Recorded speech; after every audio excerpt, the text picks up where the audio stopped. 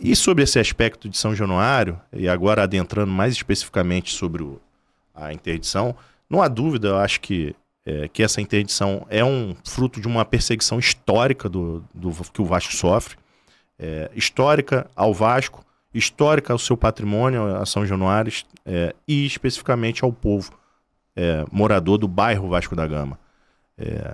Dentre eles as comunidades da Barreira, mais próxima, e o Tuiuti. E isso está muito claro desde o ofício do juizado torcedor, do juiz de plantão do juizado torcedor, daquele fatídico dia do jogo do Vasco e Goiás. Utilizando expressões preconceituosas, elitistas, ignorando o problema social que o estado do Rio de Janeiro como um todo vive, não só aquela região. Parece, inclusive, que o magistrado mora na Europa, em Veneza. Falar que o estádio precisa ser interditado porque ele tem o seu entorno, comunidades, ruas estreitas, é negar a realidade do estado do Rio de Janeiro e, pior de tudo, utilizar da própria torpeza estatal, do próprio déficit estatal para culpar um particular. E eu falo isso com muita propriedade porque essa luta eu já enfrentei em 2017. Não é a primeira vez que esse mesmo promotor, o Rodrigo Terra, está fazendo isso. Quem não se lembra, em 2017, a gente teve um Vasco e Flamengo. Acho que, salvo engano, 8 de julho de 2017. E que foi conhecido o jogo das bombas, né? Se olhar para aquilo, o episódio Vasco e Goiás e Vasco e Flamengo daquele ano são muito similares, porque a reação do BEP é exatamente o que potencializa o resultado. Bombas lançadas a ermo, gás de pimenta lançada a ermo para a arquibancada, e as pessoas que lá estavam tentando se abrigar nos camarotes ou nas cabines de transmissão, e as pessoas tratando aquela situação como se fosse o torcedor querendo invadir a cabine de transmissão para agredir repórter. Quem frequenta São Januário sabe que isso não passa na cabeça de qualquer torcedor. Naquela ocasião, o promotor foi à justiça, tentou conseguiu a interdição, também pelo mesmo juizado torcedor, e nós enfrentamos de frente esse problema. E conseguimos a liberação de São Januário em pouco tempo, tanto é que, tão logo cumprida a punição do STJD de 6 jogos, que a gente mandou lá em Volta Redonda, nós voltamos a jogar em São Januário.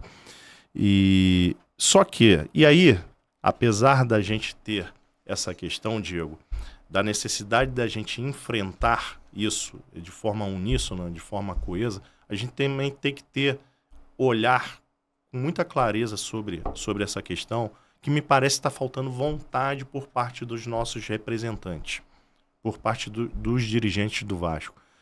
Vejam, aquele ofício do Marcelo Rubioli, do juiz Marcelo Rubioli, sobre São Januário, é de junho, logo do mesmo dia da partida. Só 2 meses depois foi haver reação por parte da direção do Vasco. Esse ato me parece muito revelador de não querer enfrentar o problema com a forma enérgica que isso exige. Eu acho que já tive lá, como eu falei, é claro, quando você enfrenta esse aparelho estatal, isso traz problema, traz desgaste para o seu CPF. E talvez as pessoas não queiram. Só que quando você se coloca à disposição de um clube, como representante de um clube, você está colocando o seu CPF à disposição dele. E você tem que fazer tudo, sem medir esforços, para a defesa da institucionalidade do CNPJ que você representa. E não é cedendo a caprichos desse ilustre promotor que o Vasco vai conseguir. O Vasco, volto a dizer, o Vasco na sua fundação não cedeu a capricho. O Vasco em 1924 não cedeu a capricho. Por que agora a gente vai fazê-lo? O Vasco, ao mesmo tempo que joga e diz para sua torcida que está levando as últimas consequências essa briga, ele lamentavelmente, compra as catracas de biometria e reconhecimento facial e quase que implora o Ministério Público para fazer um TAC, que, para quem não conhece, é o termo de ajustamento de conduta. Ora, qual é a conduta que o Vasco tem a ser ajustada nesse episódio? Qual é a conduta a ser ajustada em relação ao entorno de São Januário? Eu não posso alargar ruas. Eu não tenho o poder da Sete Rio, de controladoria de trânsito, eu não tenho o poder do BEP. O cerne da questão está sendo tirado, está sendo desfocado e o Vasco está assumindo, de certo modo, uma culpa que não lhe pertence. Que não lhe pertence. Ele pode sim, de forma propositiva, auxiliar e ajudar, propor alternativas. Agora, firmar um compromisso relacionado ao entorno de coisas que não lhe competem, me parece a assunção de responsabilidade, a assunção de uma meia-culpa. E nesse momento, quando você assume esse papel, fatalmente entra fragilizado numa briga. E essa é uma briga muito importante que, quando você se fragiliza diante de inimigo ou adversário tão poderoso como é o Estado e a sua força, você tende a sucumbir. E isso me preocupa.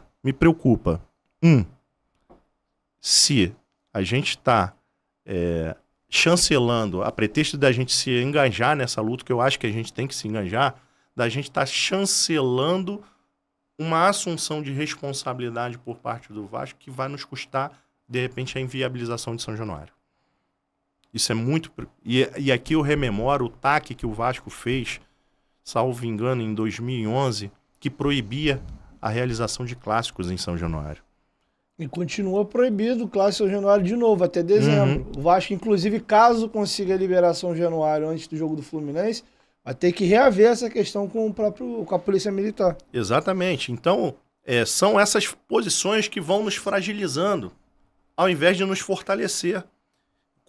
Quando você chama o seu torcedor para o seu lado, você tem que estar disposto a comprar a briga que tem que ser feita. Não fazer um meia-culpa e começar a fragilizar, porque parece que você está jogando para a galera. E essa sensação passa para as autoridades também. E aí você começa a experimentar reveses que você talvez não experimentaria se você estivesse entrando na briga da forma que tem que entrar.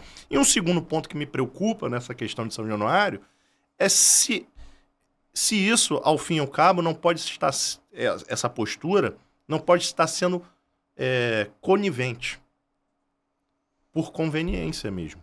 Seja para que, se não revertermos a situação em campo, sirva de muleta, sirva de desculpa. Não conseguimos sair do rebaixamento porque tivemos São Januário interditado. Mas tu acredita nisso? Cara, eu quero não acreditar, quero muito não acreditar, mas eu ligo o alerta. Porque é incoerente você comprar uma briga e não ir para a luta.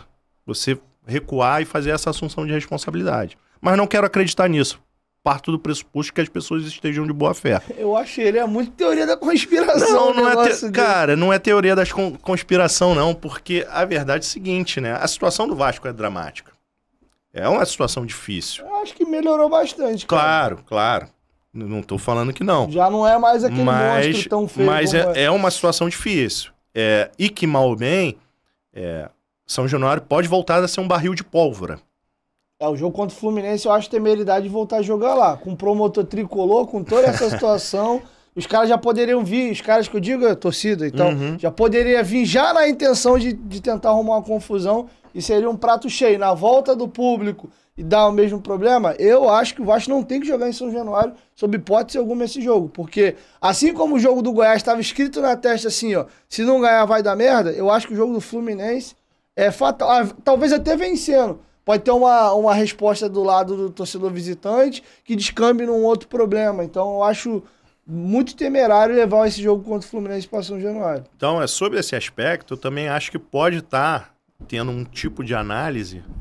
Cara, é melhor manter essa relação por enquanto dessa maneira para a gente não tomar pela proa um revés, ter um novo problema e é aquela velha história, cair no CPF de alguém. As pessoas me parecem muito preocupadas com o seu com o próprio reflexo sobre elas e, de certo modo, a instituição fica fragilizada.